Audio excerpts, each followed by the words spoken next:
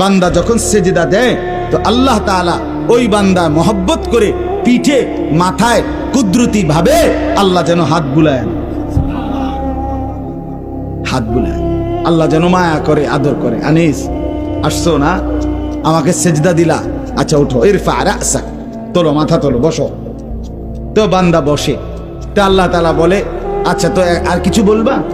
তো বান্দা বলে আত্তাহিয়াতু লিল্লাহ ওয়াসসালাওয়াতু ওয়াত-তাইয়্যিবাত। আল্লাহ বলে আচ্ছা আমার প্রশংসা করছো, ঠিক আছে, খুশি হলাম, আর কিছু? তো বান্দা এবার বলে আল্লাহুম্মা সাল্লি আলা মুহাম্মদ ওয়া আলা আলি মুহাম্মদ, মানে পুরাটা আর কি। তো এবারে আল্লাহ বলে মাশাআল্লাহ, আমার বন্ধুর প্রতি দুরূদ পড়লা, আমি তাতেও খুশি হলাম, আর কিছু বলবা? তো এবার বান্দা বলে রব্বুল আলামিন, সেজদা দিয়ে আপনার কাছে আসলাম, আপনার প্রশংসা, আপনার বন্ধুর প্রশংসা করে আপনার খুশি অর্জন করলাম।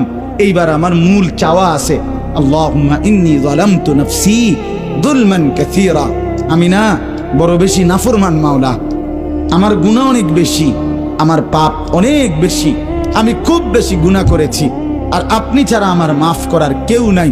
এখন আপনার এত কাছাকাছি হয়ে আমি আল্লাহ আপনার কাছে মাফ চাই, ফাগফিরলি মাগফিরাতাম মিন ইনদিক, আপনি আমারে মাফ করে দেন।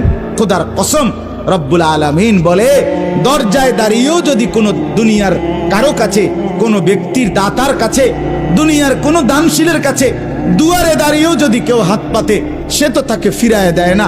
আর আমি যার মাথায় হাত বুলাইলাম, মার পিঠে হাত বুলাইলাম, আমার এত কাছে আইনা বসাইলাম, তাকে আমি ফিরায় দেব কেন? যা তোকে মাফ করে দিলাম।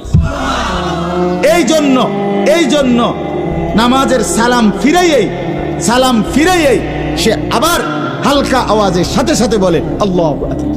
মানে কি? আল্লাহু আকবার অর্থ হইল ভাই সাহেব, আল্লাহু আকবার, আমার আল্লাহ বড়, আমার আল্লাহ আমারে মাফ করে দিছে।